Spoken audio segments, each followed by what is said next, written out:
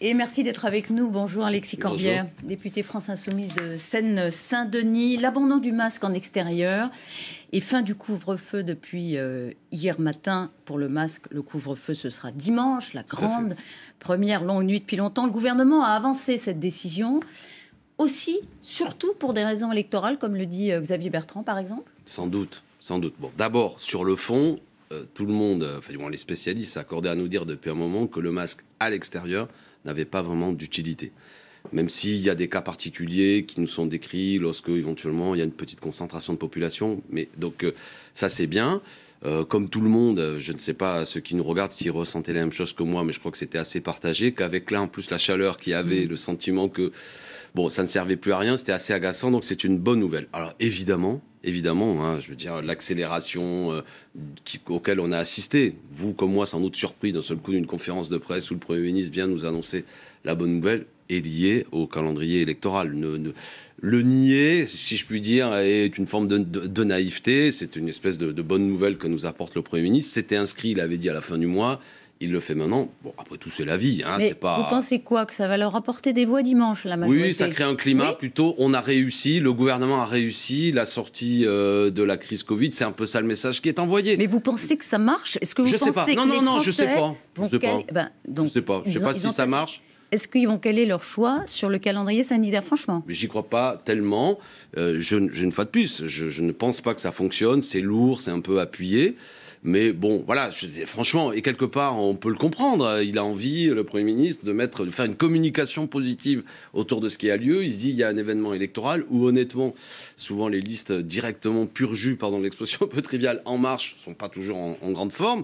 Et ça le permet peut-être de se dire, ça donne une visibilité à l'action du gouvernement. Bon. Donc pour vous, plus c'est gros, plus ça passe, quoi. Non, mais écoutez, c'est pas. On a le droit de dire qu'en période électorale, le gouvernement souvent annonce des bonnes nouvelles dans des meilleurs moments pour que, éventuellement, on puisse positiver que voilà. Mais sur le fond, comment dirais-je après, il faut faire attention. Il y a encore des variants qui peuvent avoir des effets. Je dis pas ça pour être l'oiseau de mauvais augure pour la suite, hein, mais rappelez-vous, il y a un an, quand Jean-Luc Mélenchon, après le premier confinement, avait dit attention aux conditions de sortie de ce confinement qui n'était pas bien maîtrisé, il pourrait y avoir une seconde vague. On lui avait ri au nez. Je me souviens d'un sénateur En Marche à l'Assemblée nationale, au Sénat, qui avait dit Monsieur le docteur Mélenchon, diplômé de l'université de la Havane de médecine, bon, grosse blague. En vérité, nous avions quand même raison. Et il s'est passé beaucoup de choses durant cette période sur lesquelles il faudra tirer des leçons. Mais c'est l'objet de notre discussion depuis chaque fois que vous m'invitez, chaque fois, à savoir des faiblesses sur beaucoup de choses. Mais profitons de ce moment, si je puis dire. Et puis voilà, avançons. Moi, je suis pour que désormais on discute non plus de tout ça parce que il y a des désaccords, mais moi je suis pas un spécialiste. C'est la question sociale, la question démocratique, la question écoulogique, c'est ça dont il faut parler. On va y venir, mais évidemment, ça reste un enjeu fort, et notamment celui de la vaccination. Vous l'avez vous-même évoqué, on n'est pas sorti encore de l'ornière. Et il y a une forte pression pour que les soignants, en particulier dans les EHPAD, les maisons de retraite, se fassent vacciner parce qu'à ce jour, il y a seulement 58% des soignants dans les EHPAD qui ont reçu une première dose.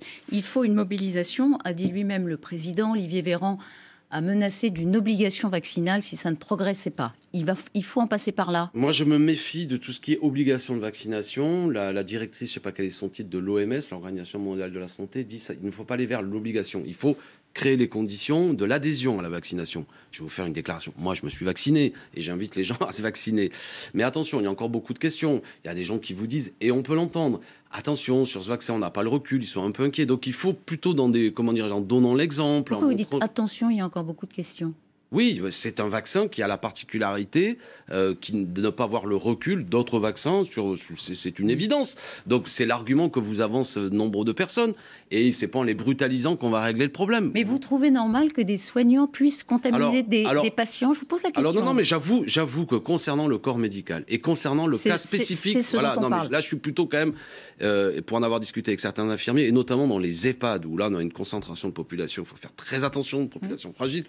Là, je suis quand même d'avis à ce que le corps médical puisse répondre à d'autres règles que seulement le volontariat général. Mais je ne veux pas me mettre à dos. Non, mais pardon, j'ai pas compris. Si, vous avez compris ce que je dis. Obligation vaccinale ou pas, le cas échéant, si on en a besoin, parce qu'effectivement, seule la vaccination massive permettra de sortir de cette situation. Je ne sais pas s'il faut obliger, je vais être honnête avec vous, Elisabeth Martichoux, à ce stade, je n'ai pas entendu tous les arguments que nous avons ces infirmiers, mais je ne serais pas fermé à l'idée que quand on travaille dans le corps médical auprès des personnes âgées, il vaut mieux être vacciné. Voilà où j'en suis. Voilà. Alors qu'à l'inverse, je ne suis pas pour l'obligation de vaccination. Non, mais c'est un sujet. Vous n'êtes pas très clair. Dans réalité, dans le fond, je suis clair. C'est un sujet pointu. Vous voulez pas aller jusqu'à l'obligation? Pour la population, non. Non, mais on parle des soignants, dans les EHPAD en particulier. Je pense que dans les EHPAD, il faut vacciner et il serait bon que les personnels médicaux soient vaccinés, les personnels de santé, les personnels d'accompagnement. Y compris par l'obligation, si on doit en arriver là.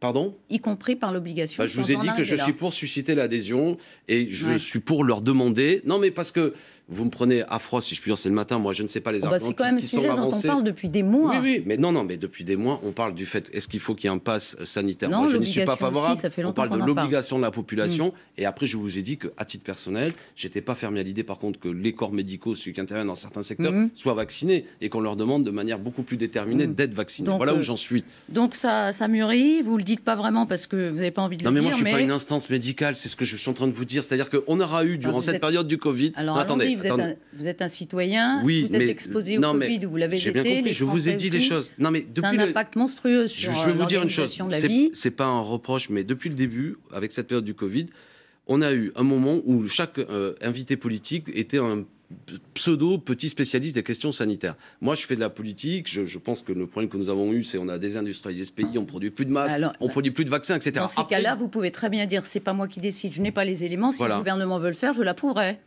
Si le corps médical le dit que c'est bien, faisons-le. Le gouvernement et le corps médical, les instances médicales, c'est pas exactement la même chose à mes yeux. Emmanuel Macron était en déplacement hier, troisième étape de son Tour de France, dans les Hauts-de-France. Là aussi, beaucoup de communication. Hasard, comme on dit, heureux hasard.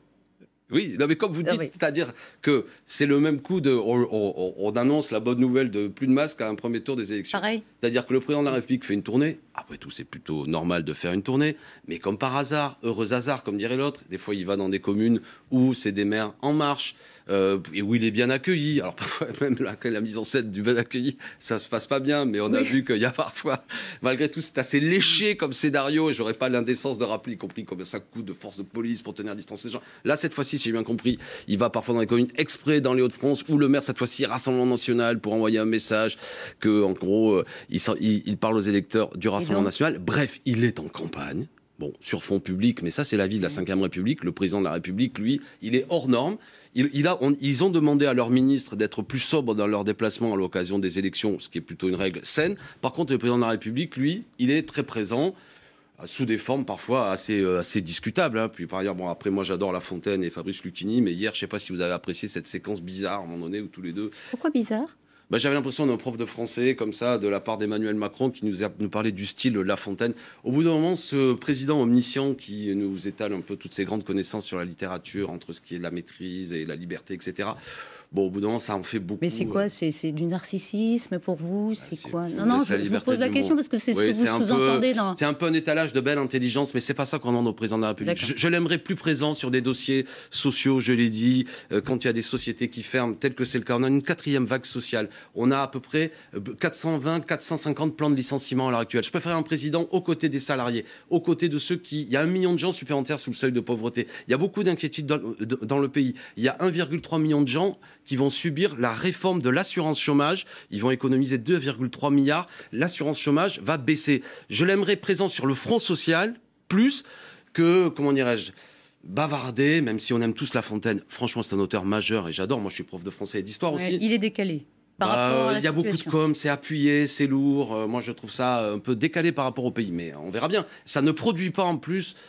de la participation électorale, selon moi. On va en dire 2 mots, parce que c'est le scandale. Entre 38 et 40%, d'après 2 sondages ce matin, Opinionway et IFOP, de participation et donc abstention massive, record. Il y avait eu 50% en 2015, il y avait eu un sursaut. Elisabeth Martichoux, je commence déjà, et je vous réponds, par dénoncer un scandale. Adrexo, société auquel on a confié la distribution du matériel électoral. Avant, c'était confié à la Poste, notre bonne vieille Poste, si je puis dire, qui était une société publique pendant longtemps. Là, on l'a confié à une société privée et il y a beaucoup de scandales, ça circule sur les réseaux sociaux, de paquets significatifs d'enveloppes qui sont à la poubelle. Parce alors, que cette société privée... tweet de Raquel Garrido, précisément, où elle a photographié, elle a en tout cas... et Raquel Garrido, qui est candidate, a raison de souligner... Vous dites quoi ? Et elle dit, l'abstention est organisée. Par qui ? Il y a un chaos. Quand on confie ça à une société privée qui manifestement n'a pas les épaules pour pouvoir le faire, à tel point que M. Darmanin va convoquer la société privée, on ne se bat pas véritablement pour faire monter la participation. On considère que c'est quelque chose qui peut être fait de manière un peu négligée. Et il a fallu que ce soit la France insoumise. Vous pointez Raquel Garrido, Adrien Quatennens, beaucoup de nos candidats. Adrien Quatennens, notre coordinateur, en a beaucoup parlé pour dire là, il y a un problème parce que remonter de beaucoup d'endroits, le fait que les gens nous disent j'ai pas reçu le matériel électoral, etc. C'est pas normal que ce soit une force comme nous qui pointions le problème. Ça devrait être en vérité le gouvernement qui dit mais comment ça se fait ? Au-delà de ça, donc, vous avez raison, on en a parlé d'ailleurs hier sur LCI largement, mais la campagne n'a pas intéressé, c'est aussi ce que montre un sondage ce matin, 26% contre 41% en 2015. Quelle est votre responsabilité ? Non mais c'est plus intéressant d'essayer de comprendre. Vous avez bien raison. Je pense que déjà, on sort du Covid, beaucoup de questions, les gens ont la tête ailleurs. Deuxièmement, oui, les élections régionales et départementales, les gens ont du mal à comprendre à quoi ça sert véritablement. Ils ont l'impression que là aussi, que les forces politiques reviennent nous dire mon bilan est bon, votez pour moi, ou alors à l'inverse, parlent de sujets dont ils ne voient pas très bien l'intérêt. Moi, je suis persuadé, pour dire les choses, que dans 12 mois, les gens savent que l'élection présidentielle et la législative qui suit, c'est là où est le pouvoir. Il y aura de la participation. Mais c'est clair que là, dans les élections qui viennent, pour toute une série de raisons, parce que je l'ai dit, des préoccupations des Français sont une inquiétude par rapport à leur boulot, etc. Ils ne voient pas des réponses là-dedans. Je leur dis malgré tout que c'est dommage, parce que je fais campagne pour les listes France Insoumise, Clémentine Autain en Île-de-France, et puis je ne vais pas tous les citer partout, parce qu'on peut envoyer un message politique très fort. Est-ce qu'on remet à travers des votes France Insoumise la question démocratique, la question sociale, la question écologique ? Bon, les débats n'ont pas intéressé, vous êtes dans le débat. Oui, parce que, comment dirais-je, se passionner sur le financement des transports, ou, vous voyez ce que je veux dire ? C'est plus intéressant que de se passionner pour des compétences qui ne sont pas de la région, non ? Non, mais pour beaucoup de gens aussi... Justement, les transports, les lycées, oui, mais parfois, même le bilan, ça aurait pu être intéressant. Mais j'ai fait campagne nuit et jour, je ne peux pas vous dire l'inverse. Quand je discute avec les gens, ce que je peux vous dire, j'étais encore hier soir en sortie de métro, c'est que les gens me disent, les régionales, c'est quoi ?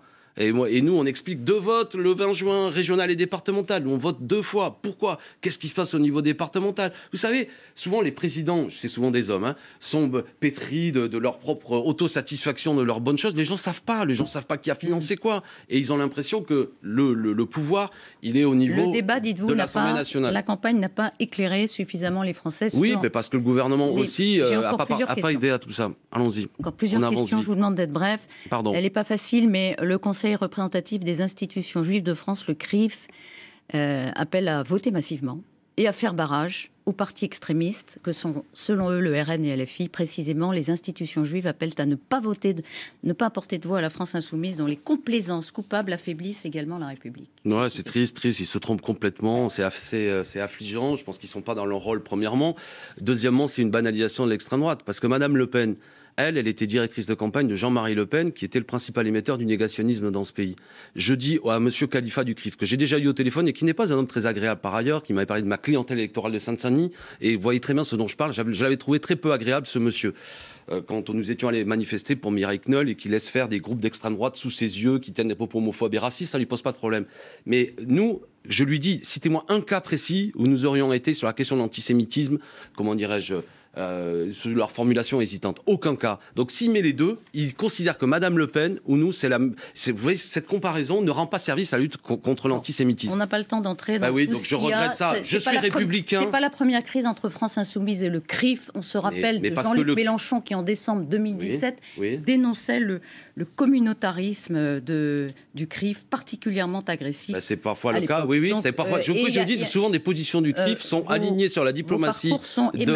En l'occurrence, quand il y a un conflit en Israël, le CRIF, sitôt que des gens manifestent pour avoir la paix en Israël, contre la politique agressive de M. Netanyahou, qui d'ailleurs a été débarqué dernièrement, aussitôt, le CRIF ne joue plus son rôle d'une instance républicaine et française. Moi, je regrette le CRIF de Théo Klein, de personnalité républicaine, de grande conscience républicaine, que ces gens aujourd'hui, de droite dure, et assez peu utiles au débat républicain pour y voir clair, à tel point qu'ils banalisent Madame Le Pen. 2 questions. Une sur laquelle on reviendra largement. Le retour à la normale, c'est aussi le retour de la conflictualité sociale. La SNCF annonce une grève le 1er juillet, au moment où l'économie doit repartir, au moment où les Français veulent partir en vacances, une grève à la SNCF le 1er juillet, ça vous semble souhaitable? La question sociale est là, 420 plans sociaux, les salariés qui sont remis en cause, qui se voient précarisés. L'exemple d'Adrexo est intéressant. Il y avait la Poste, donc on fait une boîte privée, ça marche moins bien. À la SNCF, progressivement, on s'en prend à ce service public, ça va être moins bien pour les usagers. D'accord? Les gens ont le droit, ceux qui connaissent la question, ont le droit de se mobiliser. Vous souhaitez que la question sociale et que même il y ait des tensions sociales avant les... Mais des tensions sociales, il y en a toujours, madame. La question, c'est est-ce que aujourd'hui, ceux qui subissent la crise doivent se taire? Est-ce qu'il faut accepter qu'on n'a jamais reversé autant d'argent aux sociétés? Prenez la parole. Il faut prendre la parole. En République, il faut des républicains. Des républicains, c'est des gens actifs, pas des gens qui restent à la maison et qui disent « Vive Macron » comme à Roland-Garros, mais des gens qui disent « Voyez, il y a des gens qui se sont enrichis durant la crise. Nous, les salariés qui faisons vivre l'économie, on veut aussi qu'il y ait une juste répartition des richesses. » Je leur dis bravo, une fois de plus. Vous savez, comme disait Hugo, ceux qui vivent sont ceux qui luttent. Toute dernière question, à propos de lutte. Assa Traoré a annoncé avoir conclu un partenariat avec la marque de chaussures de luxe Louboutin. Cette alliance entre une militante antiraciste et une entreprise de luxe, est-ce que c'est de bonne aloi? J'ai pas de commentaire. Si ça fait avancer la cause de l'antiracisme... Le luxe, les entreprises de luxe sont présentées comme la quintessence du libéralisme, lui-même vecteur d'inégalité sociale. J'ai pas regardé le détail. Est-ce que cette alliance vous paraît opportune et du côté du luxe, si ça fait avancer, je n'ai pas regardé le détail, si ça fait avancer la cause de la lutte contre le racisme, contre les discriminations, c'est une bonne chose. Dans le cas présent, je ne sais pas. Madame Traoré est une figure aujourd'hui. Si c'est une femme intelligente, si elle le fait pas sans raison. Moi, j'ai rien vu de plus. Vous savez, j'ai la tête dans le guidon qu'une photo. On me dit que c'est fait, qu'il y aurait des fonds reversés pour des associations qui luttent contre la discrimination. C'est un coup de communication qui amène à ce que Elisabeth Partichou, grande intervieweuse de la LCI, en parle. Bien joué. Moi, après, je regarde pas le... C'est une question de savoir si vous, par exemple, vous pourriez vous associer à une entreprise de luxe. Voilà. L'entreprise de luxe, elle récupère aussi. Mais je ne le ferai pas. La France insoumise ne mêlera pas son combat à une grande société privée, etc. Après, j'espère que c'est Louboutin. J'espère qu'il paye bien ses salariés. J'espère qu'il précarise personne. Et qu'il fait pas seulement de la com en utilisant Madame Traoré. Bon, voilà, c'est tout. Mais honnêtement, moi, j'ai pas envie. J'ai vu, il y avait des gens qui protestaient. Assa Traoré, elle mène un combat pour la justice, pour son frère. Le combat est juste. Après, elle le mène à sa façon, avec de la com, ça parle à la jeunesse. Pourquoi pas? Moi, j'ai pas regardé le détail. A priori, j'ai envie de faire confiance. Eh bien, quand vous aurez regardé, vous reviendrez. Oui, c'est pas à moi d'en juger. Merci, Alexis Corbière, d'avoir été ce matin sur LCI.